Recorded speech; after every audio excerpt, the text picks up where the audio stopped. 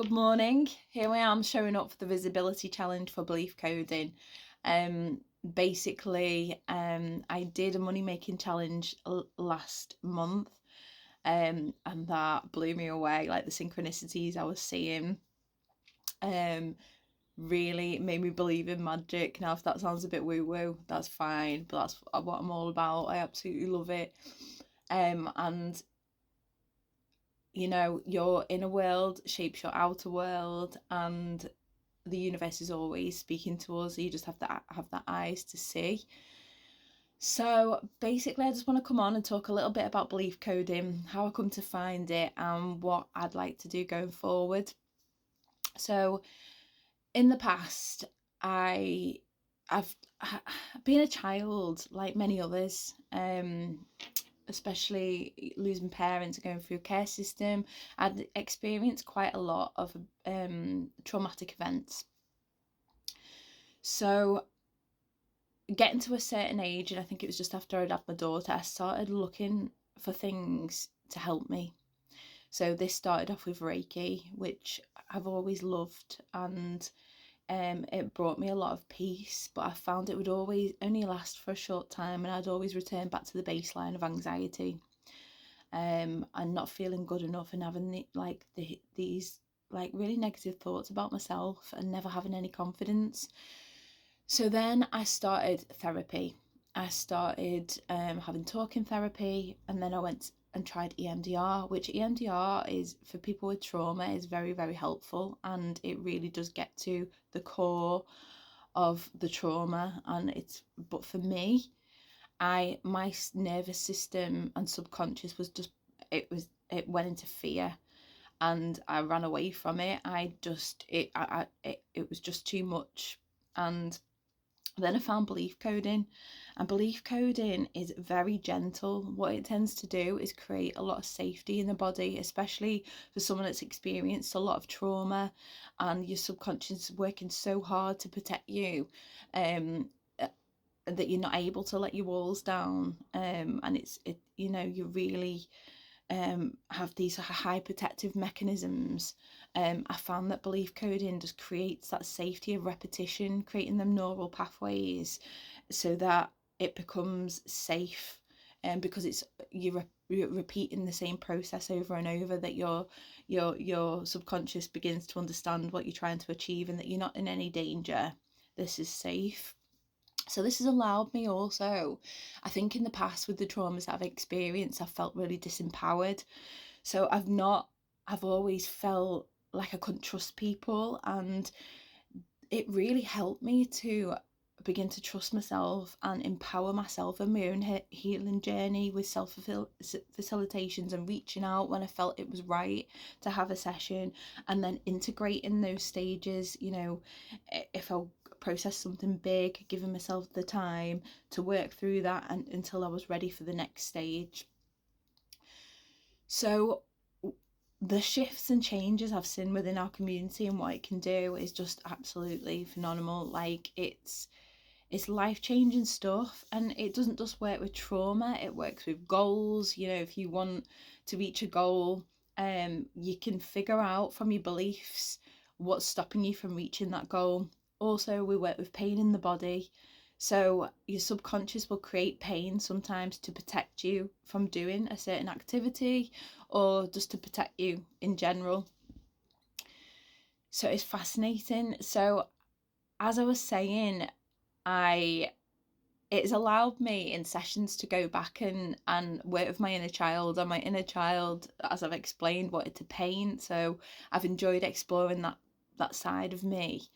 But like I've also mentioned, my real pull is to work with children and create a different to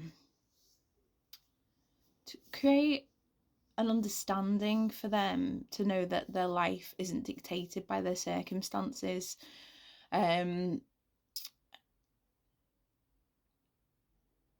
That working by creating like a program or a format, or working with kids one-on-one or in big groups, and showing them this process, will allow them to get to their core beliefs, and it has a massive ripple effect as well. When you start working on your own healing, it affects everyone around you as well. So working with children, so that they don't grow up with trauma and have years and years and years, decades, living with these subconscious beliefs that just limit you in such a capacity. So that's what I'm hoping to do. And like I say, at the moment, only from soul searching and asking myself what it is and where I want to go with belief coding, I've realised it. So it's in baby stages. I'm not quite sure where it will go. But like I was saying, these synchronicities and signs. So obviously I've been posting in the alignment method the last couple in the visibility challenge the last couple of days. Yesterday I get a client booking who I've not done her hair before, and she gets talking to me about how her dad had passed, and her brother had died on the day of her dad's intended funeral, which was absolutely awful. It was tragic. And then I was sharing with her about my sister and about her story, and also about my shadow side to that, about how much guilt that I carried, and I wish that I'd done more, and chosen love instead of fear in a lot of instances, and I have regrets about that. And it was a really beautiful conversation.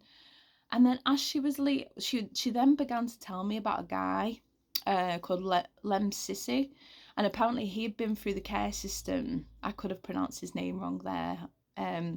He'd been through the care system, and he's a public speaker, an advocate for people in care. So I was like, oh, thanks for sharing that. Like, I'm really appreciative of that. I've checked him out, and he seems like a wonderful man and really like inspirational character to follow, person to follow. And then as she was leaving, she placed in my hand alongside the money a little angel. And I'll post a picture of the angel in a minute. And she just said, I make these, and like handed it and put it into my hand. And I just thought, oh my God, I was just meant to meet you today. Like you've been just, I don't know, it just felt like an aligned meeting. So yeah, I feel like when you're working in alignment and you're in the present moment, I feel like you do get direction.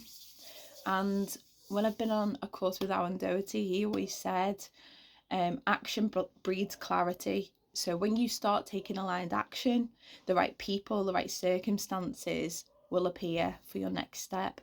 So it's exciting. And I'm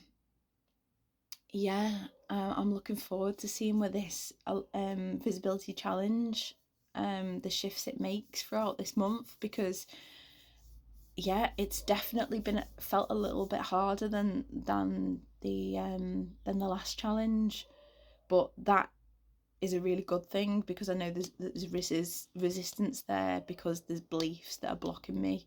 And this is why I haven't showed up on social media before, because every time I post a video, I'll be completely honest, I get this feeling of like ick and shame, and I just feel like, ugh, I feel so vulnerable. But I'm just gonna keep on doing it, and build the repetition for my own neural pathways to show me that it is safe, and I'll continue to do so.